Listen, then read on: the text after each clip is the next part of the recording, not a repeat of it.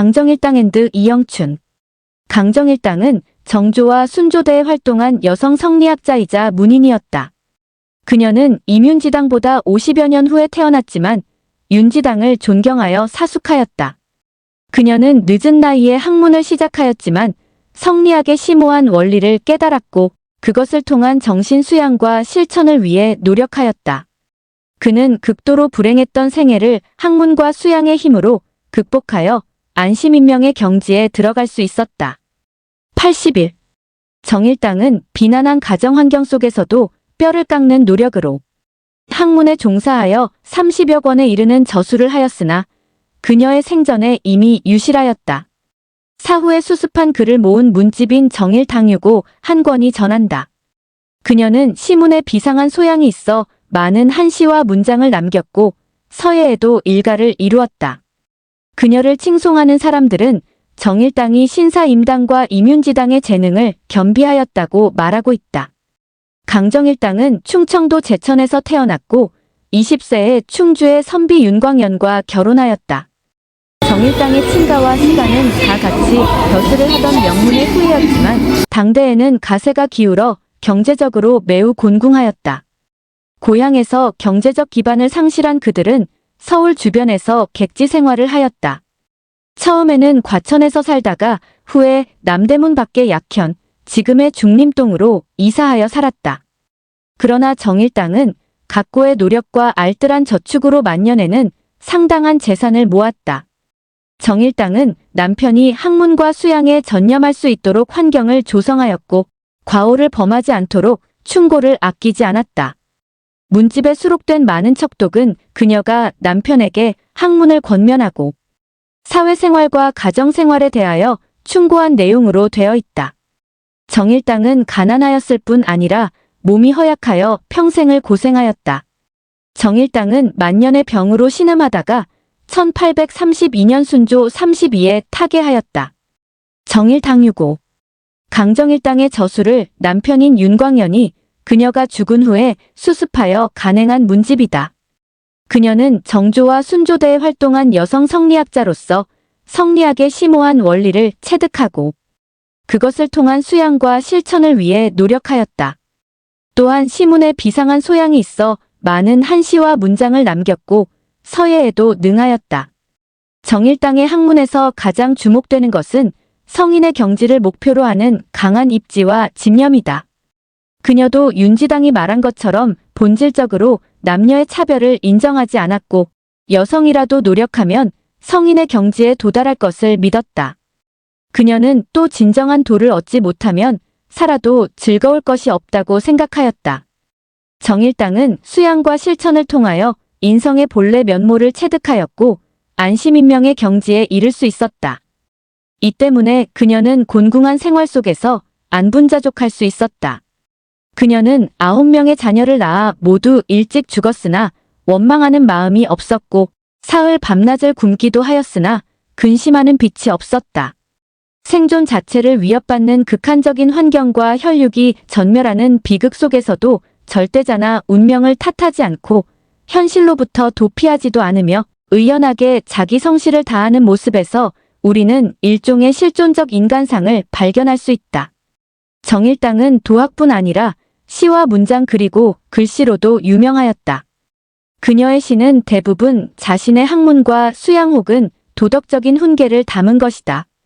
그 주제는 거의 학문의 집념, 심성수양, 자신과 남들에 대한 도덕적 훈계, 안빈낙도의 생활, 자연 속의 관조, 달관의 체험 같은 도학적 문제에 집중되어 있다. 정일당의 시는 진리를 탐구하고 수양에 정진하던 도학군자다운 지성인의 자기 성찰을 노래한 것이다. 산문 역시 문체가 질박강건하고 도학적인 취향이 있으며 간명한 문체에 자기 성찰의 내용을 함축적으로 표현한 문장이 많았다. 정일당의 글씨는 매우 강건하고 단정하였는데 강인한 심성 수양에서 온 것이다. 이뮨지당과 강정일당의 철학이나 문학은 조선시대 여성사회에서 매우 특이한 사례를 보여주는 것이다. 이를 통하여 조선 후기 성리학의 여성계 보급과 점증하는 여성의 학문 활동 및 의식 성장을 이해할 수 있다. 조선시대에는 여성의 사회활동이나 교육과 문화에 대한 제약이 심하였지만 그러한 환경 속에서도 학술과 문의에 종사하는 여성이 점차 많아졌고 이뮨지당이나 강정일당처럼 높은 수준의 학문을 연구하고 수양을 위하여 실천한 사람도 나타나게 되었다. 18세기 이후 조선 사회에서 일어나기 시작한 여성들의 의식 성장은 이 시기에 사회, 경제의 여러 방면에서 나타나고 있었던 근대적 맹화를 보여주는 것이다. 시서에 능했던 조선의 여성문인 강정일당 김양식, 제천 출신의 강정일당, 1772-1832 여류 선비 전영, 성남시 1986년 묘소사당 조성 향토유적 제1호 기념행사, 유교 경전 독학 문답편 언행록 등 10여 권 저술 기록돼 남편 윤광현이 직접 편찬한 정일당유고남아, 강정일당 1772-1832은 유교적 조선시대의 선비로서 살아온 올곧은 여성이다. 남편도 자신의 스승이라고 표현할 정도로 학문과 수양에 정진한 삶을 살았다. 제천에서 출생했지만 경기도에서 여생을 마쳐 성남시가 지역의 역사인물로 선양 사업을 벌이고 있다. 충북학연구소가 발간한 충북학 제13집에 실린 김양식 소장의 글을 부분 전제한다. 정일당 사당 안내판. 한국인의 여성성은 유교 성리학에 대한 지독한 오해와 역사가 만들어낸 여성. 젠더로 인해 왜곡되어 있다. 부족하고 약한 존재, 남성을 위한 존재, 순종, 희생 등 남성성에 대한 하위 개념으로 인식되고 있어 여성의 주체성에 의심을 받곤 한다.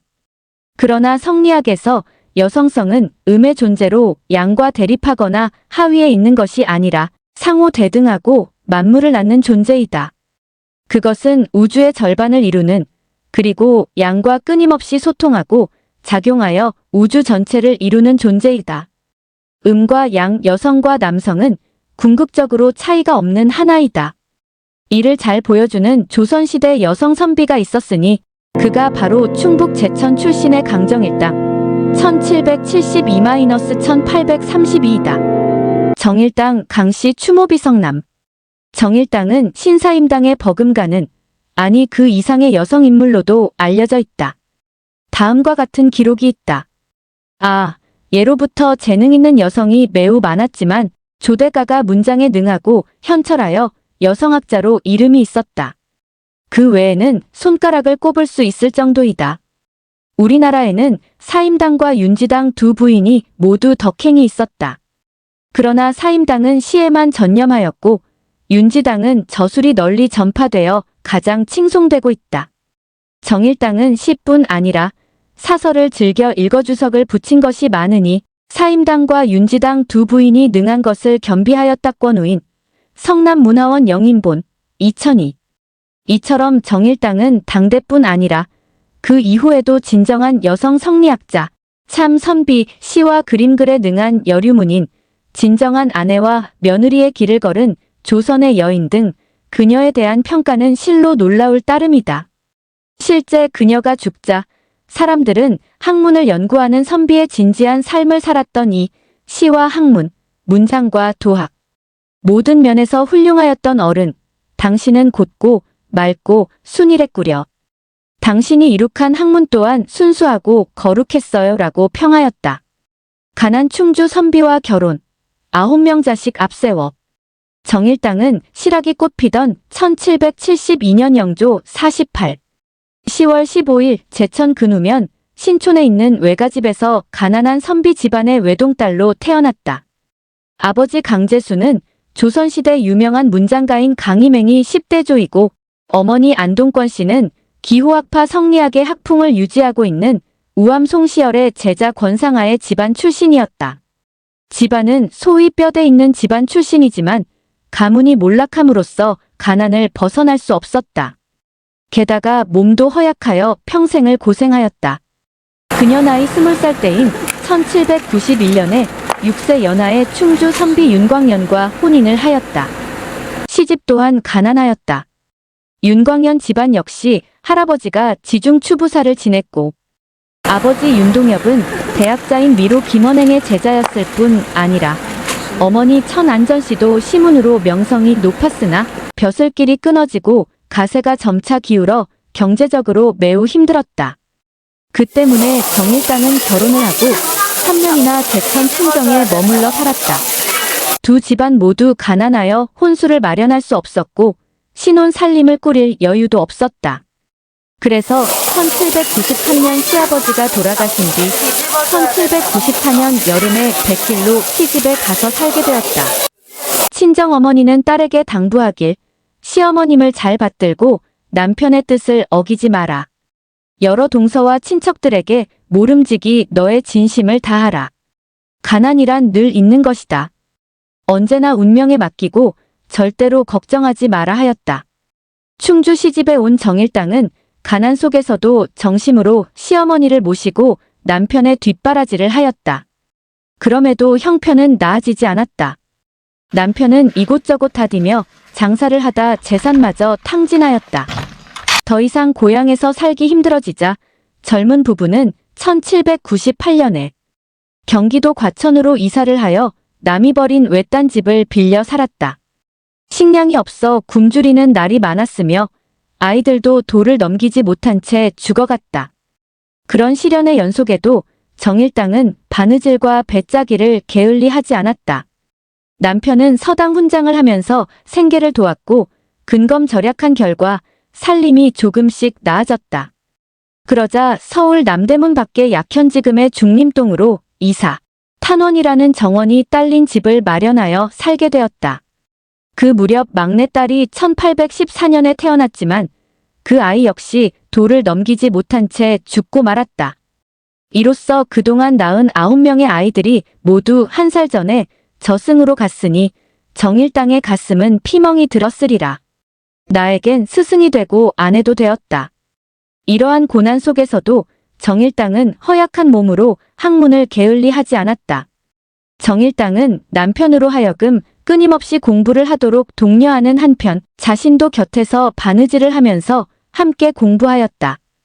그녀는 힘든 일상생활 속에서도 남편이 학문과 수양에 전념할 수 있도록 배려하고 환경을 조성하였으나 윤광현은 큰 학자가 되지 못하였고 벼슬도 하지 못하였다. 그래서 정일당은 남편에게 벼슬을 단념시키고 청렴한 선비의 길만을 걷도록 권하였다. 그녀가 죽었을 때 그녀의 남편은 아내인 정일당을 평하기를 지극히 어질고 후하고 정성되어 나에겐 스승도 되고 아내도 되었어요 라고 하였다. 반면에 정일당은 큰 공부를 하여 성리학의 깊은 경지에 도달할 수 있었다. 정일당은 평소 학문의 길은 결코 남성의 전유물이 아니라 남녀 모두에게 인간적 도리로서 부여된 일이라고 생각하였다. 그래서 유교 경전을 두루 섭렵하여 고금의 정치 변동과 인물들의 행적을 손바닥처럼 밝게 알았으며 문답편과 언행록 등 10여 권의 책을 저술하였다. 또한 지금은 대부분 전하지 않지만 수많은 시를 짓고 편지를 썼다. 정일당 유고. 그럼에도 현재 남아있는 것은 남편 윤광현이 편찬한 그녀의 문집 정일당유고가 유일하다. 이 책은 그녀가 지은 시 38수, 명 5편, 서 10편, 기 3편, 설 1편, 제발 2편, 묘지명, 행장, 제문 각 3편, 잡저 1편, 부록으로 행장, 묘지명, 제문, 만장, 찬 등으로 구성되어 있다. 이 책에 수록된 시는 대부분 학문이나 수신에 관한 것이 많은데 원운이란 시는 늙어가는 자신을 생각하며 인생의 원리를 읊었고 제석가뭄이란 시는 51세가 되는 감회와 마음을 닦으며 남은 여생을 보내겠다는 신념을 말하고 있다. 성경음에서는 수신의 도리를 표현하였고 청추선에서는 초가을 매미 소리를 들으며 심란한 여심을 읊고 있다. 시의 대부분이 문사의 수식보다는 고상한 심사를 있는 그대로 표현하고 있다.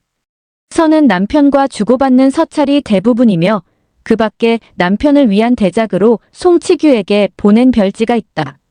잡서 사기록은 11대 시할아버지로부터 시아버지까지 좋아하였던 음식을 적은 것들이다.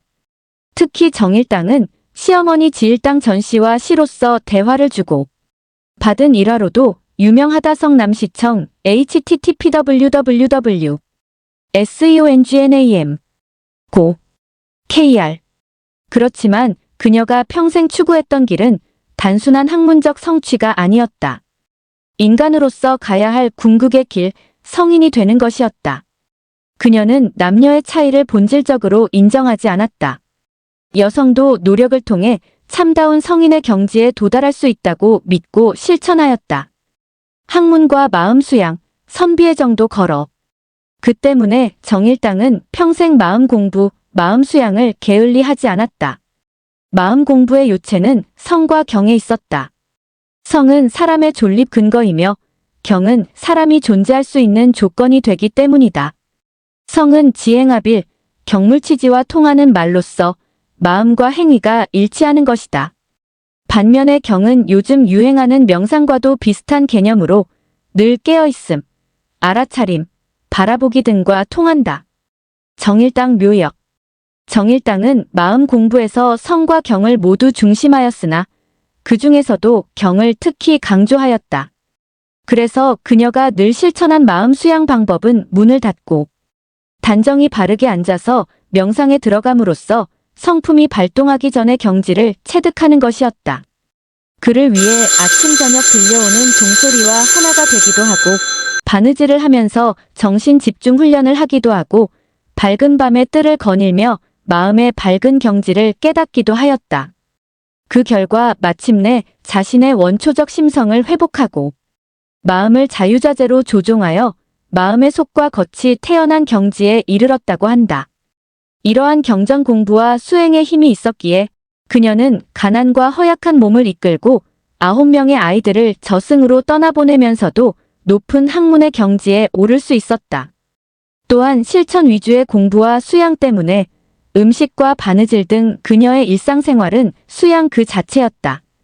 그래서 정일당의 집은 늘 그윽하고 고요하고 단아하였으며 그 속에서 두 부부가 천고의 서적을 탐구하고 글을 지으며 고고히 살 수 있었다. 끊임없는 수행 명상의 결과 평소 죽음의 달관에 있던 정일당은 죽을 때도 기상과 용모를 단정히 한 뒤 보통 때 잠들 듯 세상을 마칠 수 있었다고 한다. 정령 정일당의 삶은 참 선비의 길과 마음가짐이 무엇인지 보여주고 있다. 그것은 시대가 주는 여성성의 한계를 극복하고 진정한 성인의 길을 걸었기에 더욱 값지다. 정일당은 자신의 죽음이 다가오는 것을 알아차리고 여생이 사흘밖에 남지 않았는데 성현이 되기로 한 기약을 저버려 부끄럽네라고 하였지만 그녀는 진정 자신이 평생 추구한 성인이 되는 그 높은 경지에 올랐던 것으로 보인다. 충북에선 묻혀버린 역사 속 인물. 강정일당은 조선시대 최고의 여성 선비, 여성 성리학자, 명상가였다. 그럼에도 그녀가 태어나 성장한 제천, 가난했던 시집살이를 하던 충주엔 그의 자취가 남아있지 않다. 그를 기억하는 사람도 없다. 반면에 그녀가 말년을 보내고 묻혀있는 성남에는 묘소와 사당이 현존하고 있어 끊임없이 기억 여행을 떠날 수 있도록 길라잡이를 하고 있다. 그녀의 무덤은 남편 윤광연과 함께 현재 경기도 성남시 수정구 금토동 청계산 산 75번지 자락에 있다. 원래 묘비 하나 없이 쓸쓸히 누워 있었는데 성남시에서 1986년에 향토유적 제1호로 지정하고 2000년 2월 파평윤씨 문중의 협조를 받아 사당과 묘지를 재조성하여 정일당의 지극한 효성과 높은 뜻을 기리고 있다. 그뿐만이 아니다. 성남시는 강정일당의 업적을 기리고자 지역사회 발전과 향토문화, 창달에 기여한 어진 인품과 부덕을 갖춘 여성에게 강정일당상을 매년 시상하고 있다. 2011년 현재 제14를 맡고 있다. 또한 성남문화원에서는 초중고교생 및 일반인을 대상으로 우리고장, 성남에 대한 애향심과 정체성을 심어주고 상상력과 창의력을 높이고자 성남시 향토유적 제1호 강정일당을 추모하는 성남사랑 글짓기 대회를 매년 개최하고 있다. 제20회 글짓기 대회는 2011년 7월 9일 개최되었다. 이와 같이 성남시는 성남을 빛낸 인물로 강정일당을 높이 선양하여 묘역정빛, 강정일당상 수여, 글짓기 대회 등을 개최하고 있다. 반면에 강정일당이 태어나고 자란 충북 지역에서는 강정일당에 대한 선양 사업은 커녕 기억조차 하지 못하고 있으니 그 차이가 어디서 오는 것일까? 특히 강정일당은 성리학 연구자인 동시에 심성 수양자였고 예학의 연구자이자 실천가였다. 그것은 곧 올곧은 선비상을 보여준 것으로 오늘날 충북인의 사표가 되고도 남음이 있다. 또한 그는 조선시대 시문에 매우 뛰어난 최고의 여성 문인이었던 만큼 충북 지역 여성사에서 크게 주목해야 할 인물이다. 그런 만큼 강정일당은 충북 지역 인물사, 특히 여성사에서 주목할 인물이며 어떤 형태로든 기억되어야 한다.